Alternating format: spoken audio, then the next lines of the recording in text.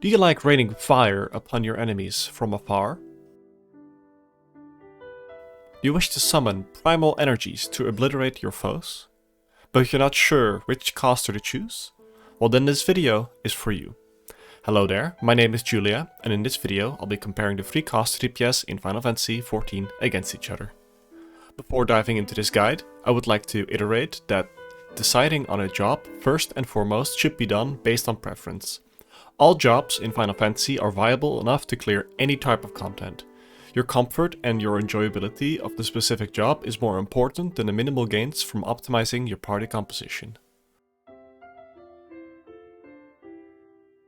Most classes, or as they are called in Final Fantasy, jobs, are not very complex to learn, and thus a high-end raider is sometimes expected to have some skill in playing all of the jobs within their respective role. If you are planning on maining magical ranged DPS, also known as casters, then these jobs would be Summoner, Black Mage and Red Mage.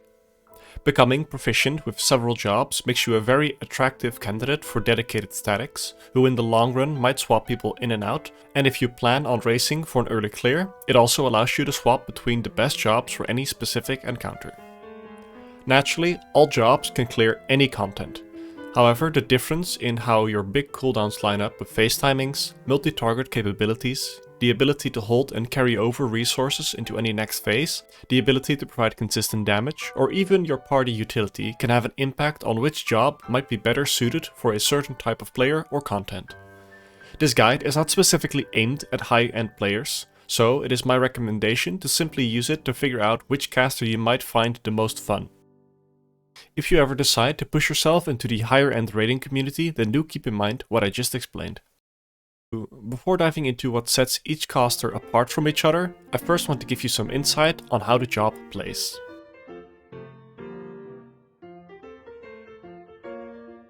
Summoner is theoretically the pet DPS job of the game, although practically there is not much pet interaction. It has a fox-shaped companion called a carbuncle. This creature helps the summoner to channel primal energies by anchoring the summoner temporarily to ancient constructs, known as primals. These primals are powerful beings of ether energy manifested by the shared faith of a large group of people or beasts. At level 90, Summoner is able to channel the energy of 3 primals and 2 demi-primals. We have Ifrit, which is the primal of fire and fury. It got worshipped into existence by the lizard beastmen of Talahan. While anchored to Ifrit, the Summoner gains access to hard-hitting spells with long cast times, and a gap closer with a melee combo. Summoner also gains access to Titan, the primal of Earth, which was made manifest by the kobolds of Lanosia. Titan allows the Summoner to manipulate the Earth around the target, slamming huge chunks of Earth against them. The final primal is Garuda, also known as the Lady of the Vortex, the primal of Storms, who is worshipped by the Ixal of Koarthas. Garuda allows the summoner to create a ferocious storm underneath their target, chipping away at their health. The 2 demi-primals that summoners can channel are known as Bahamut, a giant dragon which the summoner can command to shoot etherical lasers onto their targets known as Ogmorn and Deathflare. And Phoenix, a giant firebird that often aids raiders in savage encounters by granting them the ability to survive otherwise lethal damage. The summoner can utilize Phoenix by granting everyone in the party a heal over time effect, and one specific ally a powerful single target heal over time that is activated when the target falls below half health. The ability is very potent when used on tanks. Summoner's general rotation starts by using one of these demi-primals, then channels each of the 3 regular primals and then alternates by summoning the other demi-primal. It loops endlessly in this cycle and is arguably the most beginner-friendly DPS to pick up, as it does not have any deep-going optimization. It is also often referred to as a physical ranged in disguise, as its rotation predominantly consists of instant cast spells, giving the job great freedom of movement.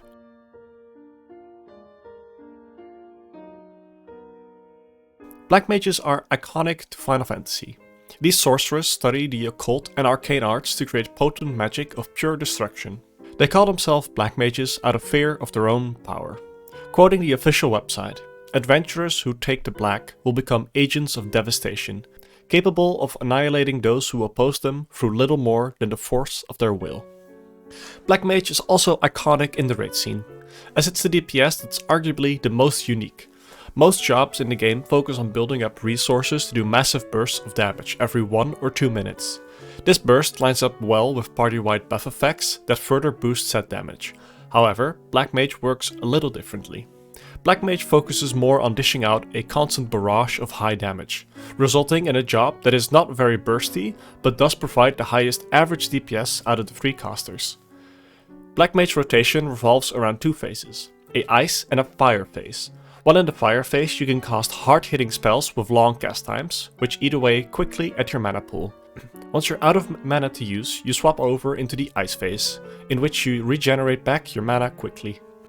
Alongside this barrage of flames, Black Mage also electrifies its targets by shooting lightning down upon them, and dealing massive bursts of damage by throwing orbs of Xenoglassy at their opponent. Black Mage has a very high skill ceiling and a high barrier of entry. The main rotation is a relatively short repeating sequence of going in and out of the earlier mentioned fire and ice phases. Messing up this sequence could have bigger effects on your performance than messing up similarly on the other 2 casters.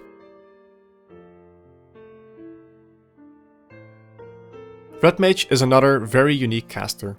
Unlike White or Black Mage, who focuses specifically on white healing or black damage magic, Red Mage casts aside this division and combines the 2.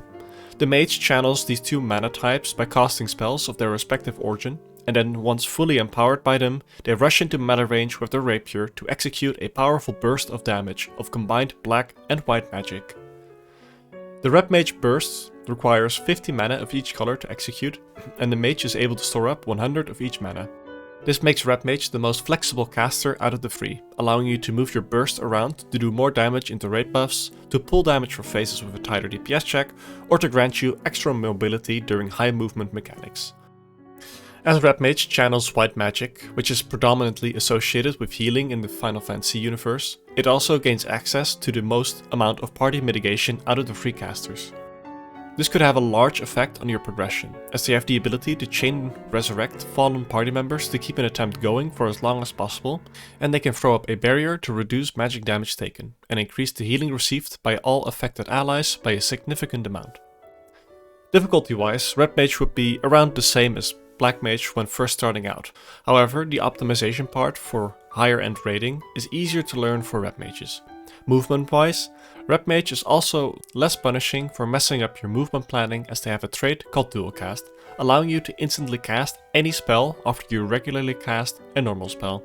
This allows them to move for at least 2.5 seconds after every spell they cast, which gives them some leeway when you mess up planning your movement. It is also worth mentioning Red Mage's requirement to move into melee range to perform its burst, which can cause difficulty at times, as it basically forces a 5th melee, which most mechanics are not designed around. Correct play does mitigate this issue, but it is something that you will have to be mindful of.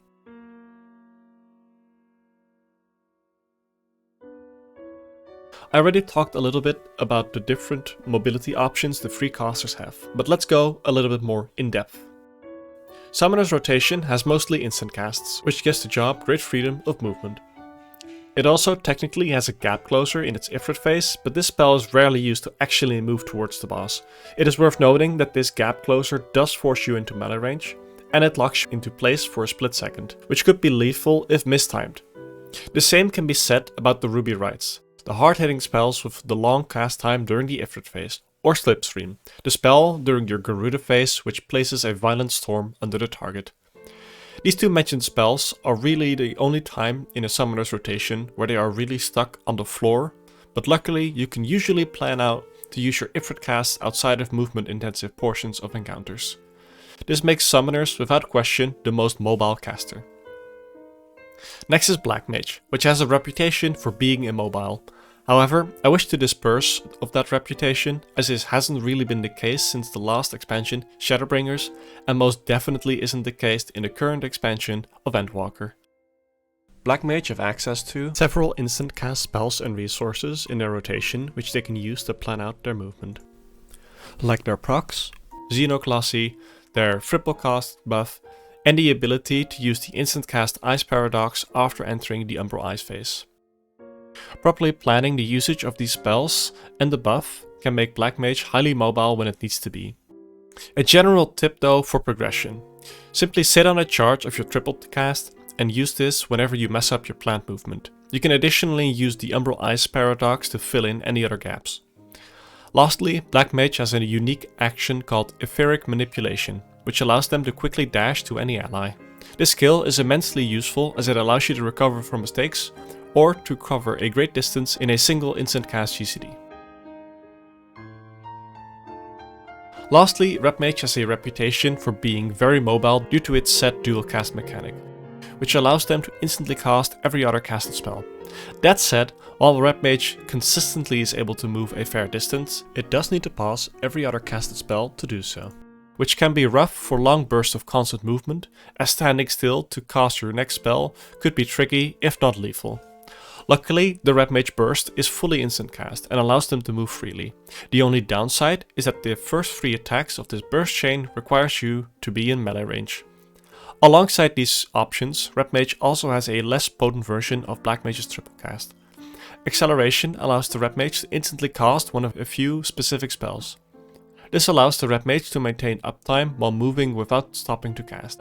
The downside is that the cooldown of acceleration is long and it only grants you 1 instant cast spell, which usually is not enough to cover the entire movement of a mechanic, and thus you will have to be smart in the usage of this spell, combined with the instant cast granted from your dual cast buff. In summary, the summoner is mostly free to move around as it pleases. Between Red Mage and Black Mage, Red Mage generally is more mobile out of the two, but there can be edge cases where Black Mage can solve movement heavy mechanics better than Red Mage. Both require planning to properly execute their movement.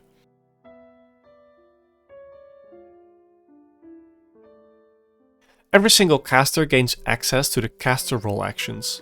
The main one is Addle. This action applies a debuff to the target, reducing their magical damage dealt by 10% and physical damage dealt by 5% for the next 10 seconds. This action is extremely potent at mitigating magical rate-wide damage and can save your healers a lot of mana. There are even mechanics in the game where this is practically a necessity to use, making the caster a vital part of any raid composition. Naturally, as every caster has Addle, there are moments where you can accidentally use it at the same time as another caster. This is a big waste, as Addles do not stack, but simply override each other. If you're in a party with another caster, ensure that you alternate your Addle uses. Next is Lucid Dreaming. This ability gradually restores mana to you over the course of 21 seconds. This is vital to use, as certain job-specific mitigation actions we will cover later will use heaps of mana to execute, and it can also be used to recover after a potential death. For Black Mage specifically, this action does not generate any mana while you are in your fire phase. Surecast is the knockback immunity for casters. It grants you a shield that prevents knockback mechanics from displacing your character. Some knockback mechanics cannot be mitigated with this action though, so beware. It also has a secondary ability which prevents your cast from being interrupted from damage that would otherwise do so. Swift Cast is another beautiful action that every caster can use. It allows you to instant cast your next spell.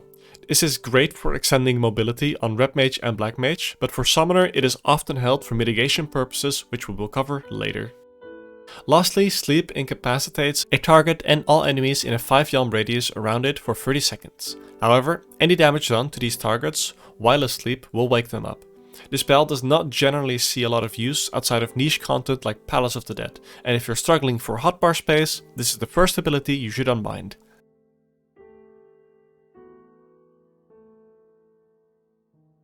Alongside these generic caster role actions, each caster brings their own unique mitigation options. Summoner can command their Carbuncle companion to grant them a hefty barrier which can eat up a good chunk of damage. This barrier is extremely useful in places where the party is taking high damage while being spread out to deal with mechanics, as healers often have a tough time reaching everyone with their spells. This barrier mitigates a lot of that issue.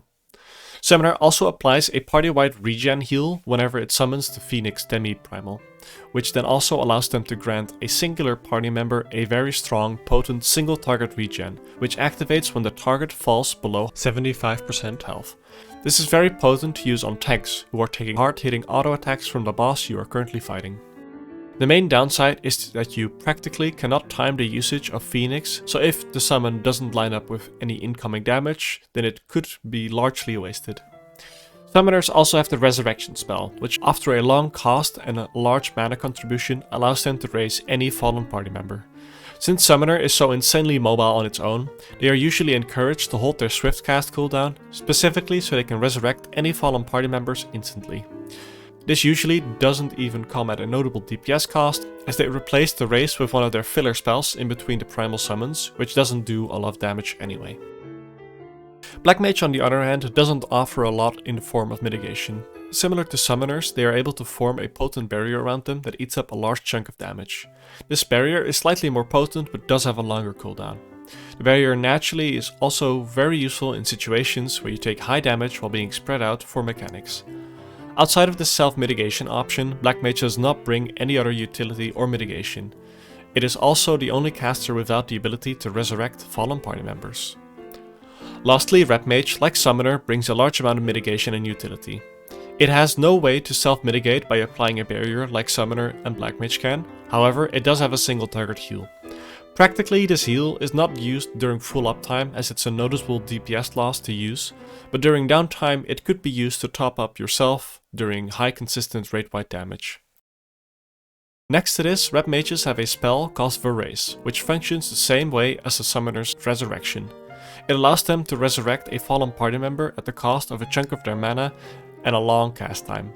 Luckily, Red Mage can dish out their resurrections like jam, as they can abuse the instant cast buff dual cast and instant cast it every other regular spell they cast. This makes Red Mage able to recover a party from the brink of failing an encounter all on its own. Lastly, Red Mage also has an ability called Magic Barrier, which grants a buff to all affected party members, which reduces their magic damage taken and increases their healing taken. This can be used to mitigate powerful rate-wide abilities and is specifically very nice as it does not require a target to use, unlike Adel. The healing increase could also be very comfortable for healers during high rate-wide damage phases, which are often a thing in ultimate encounters. The only downside is that it does not directly mitigate physical damage, so you have to be sure that the damage you use it on is magical in nature.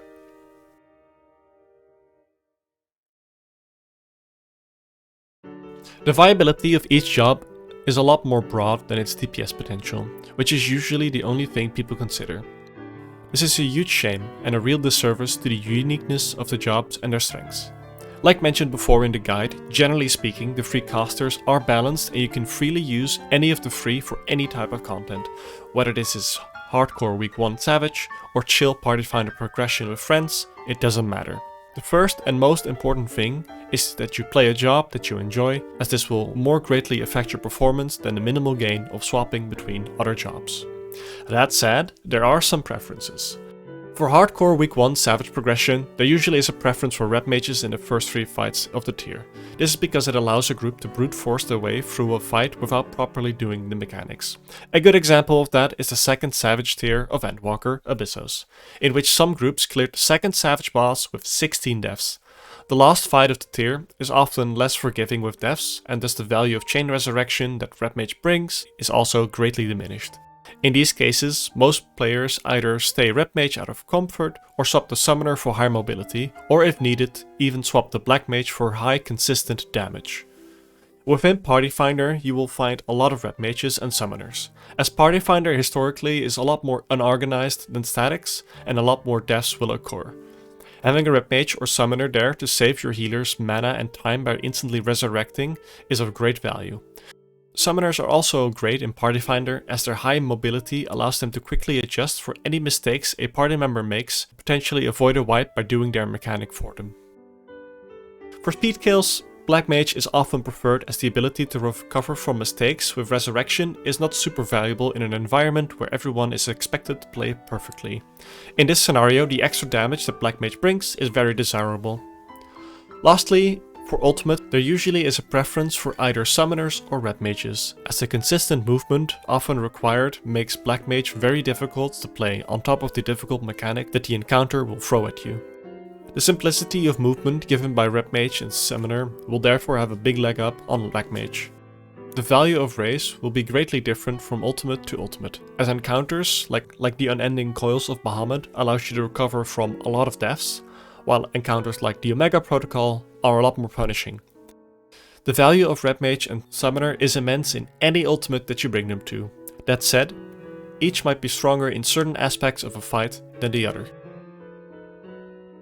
A special thanks to all of the caster theory crafters that helped make and fact check this video. All of their names are currently listed on screen.